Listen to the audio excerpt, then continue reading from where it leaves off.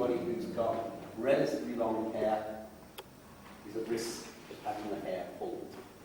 If you pretend to grasp a hair, please. Thank you. The first thing I want to do is to isolate the hand or trap the hand to prevent the hair being pulled out at the roots. And so I trap the hand against my head and I push my head into Sensei's hand as I'm clamping it. That way he can pull, he can push, and it's not going to rip my hair out in that short period. Then I have, in the kata, a raised hand position here. This represents a moment of dialogue, working on the premise that I always start at the bottom end and work up the response stairway. And so I'm looking for a peaceful option. Let go. I'm looking for a peaceful option. Obviously, if the assault is severe, I can transcend that option straight away. I can move up the response stairway to whatever level I need. But the kata is asking us to reflect upon whether we can do things peacefully. If I can't achieve things through a little bit of dialogue and persuasion, then I might have to do something else. I can encourage Sensei to release by coming onto the subxilla here, onto that into the musculature here, or even just a camel bite or a pinch on the inner aspect of the upper arm. If the assault is much more severe, then I'm just going to go straight in and he's going to get whatever it is I need to deliver to effect the release. Okay? The kata is specific. Sensei grabs my hair and I isolate the hand. That's absolutely the first thing I want to do. It could be my ear. It could be clothing. But in the kata, it's hair. It's as simple as that. And the second part of the movement is this hand position here. It's a cover hand. It's protecting myself against that, and it's suggestive that I could be doing whatever I want with it, but it's not shown in the kata at all. Okay? Very often, hair releases are shown as a two-handed thing where we draw down against the arm here. Since it's got a bad shoulder, so I'll get you to switch. Okay, here and here will affect the release. I personally don't go for that because I don't like lowering myself and losing sight of what's going on in that moment. I much prefer to be here in the person's face and to deal with it this way. Okay? Also, I've got the option here of effecting a release there, or even by coming on here and disrupting the other person's balance in the moment. So what I want you to do is just play with this concept. The first is simply the isolation of the hand, the second here, the third, whatever comes straight off the top of your head as a counter. Try that for me, please. Okay, Sensei grabs my hair, pretend, because I don't have any. I'm moving into the assault. As soon as this comes up, I'm moving forwards. I'm not pulling away. I don't want to pull away. I entrap the hand and I'm moving towards this. It could be a hair pull, and if he's pulling me forward, I'm going to move forward with him. I'm not going to resist in any way whatsoever. I'm just going with it. That's the first thing. Okay? Go with it. Don't resist. Move in with what's happening. Okay?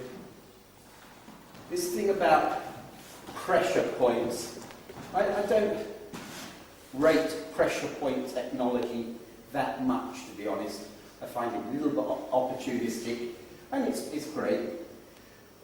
just in here, between the bicep and the tricep, you'll feel a valley between the musculature in there. And if I press in there, I'm on the subaxilleal bundle. I like to use my thumb and use the 4 fingers as a clamp, and I like to probe into that nerve plexus in there. Some authorities would have you go right on the spot and press. I'm much more rustic, and I like to probe and explore. I like to get in there and then look. And what I'm actually doing is attacking the nerves in different directions. I'm not just pressing on the same nerve point. I'm exploring that nerve all over, okay? And just working it. And you'll find that's much more effective, in fact, for doing that. Sometimes I don't even bother with that kind of precision. I just come straight on with my camel bites or my pinches and do that as a first off. If that's not working, I'm straight on there. If that's not working, then I can move on. It all happens very, very, very quickly. And sometimes I assess in the moment that I haven't got time to faff around with this stuff and I need just to effect a release very quickly. Other times I feel I've got time to play with these. Okay? Explore those nerve points. Keep that thumb probing or fingers probing until you get a release. Most times you'll get a release.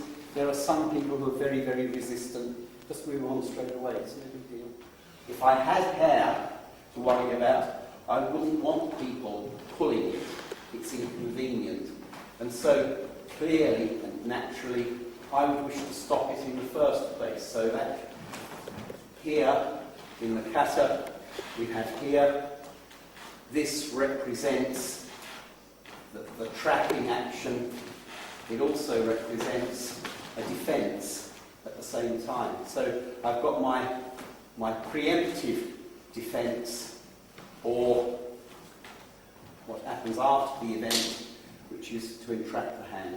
And that's shown in the kata there, okay? I don't show that in the kata. One, because it looks a little bit silly, and two, I want it to look at least a little tiny bit martial. So I can be here, or I can be here, okay? So I have got an initial defence if I can get it in time, all right? I come over the top of the hand onto the thumb side here, and I'm rotating, and I'm immediately using my cover hand to support that action, okay? You might just explore that. Once I've got this lock on here, then I can take down, I can do what I want. It's not a problem. I don't want you to misunderstand what we're doing here. At no time am I expecting you to go through this process in fact in a situation. We are, in English law, obliged to act reasonably.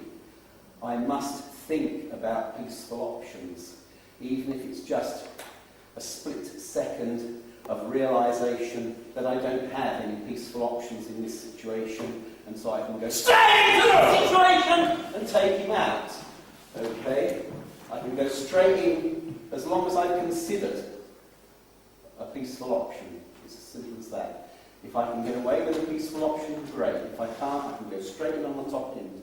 I've said this so often. It's something that has worked for me for a long time. In all of these techniques, if you just change the dynamic from being here to there, from being soft to being hard, draw the person in and then go. Yes, and this is the same. All right? You play with that game of changing dynamics all the time. Explore it.